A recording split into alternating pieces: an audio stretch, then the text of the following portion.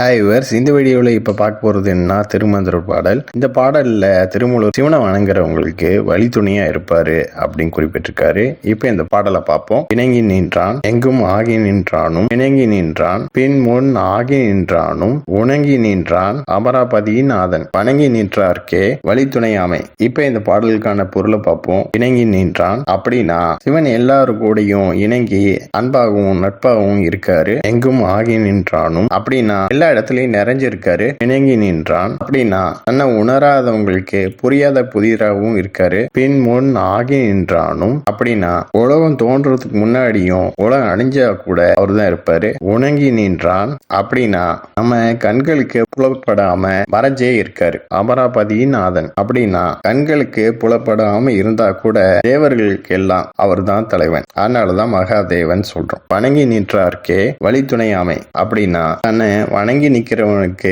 அவர் என்னைக்கும் வழித்துணையா இருப்பாரு. Okay was, next video பார்ப்போம். இந்த சேனலை சப்ஸ்கிரைப் பண்ணுங்க அண்ட் பெல் பட்டனை பிரஸ் பண்ணுங்க, லைக் பண்ணுங்க, ஷேர் பண்ணுங்க. தேங்க்யூ.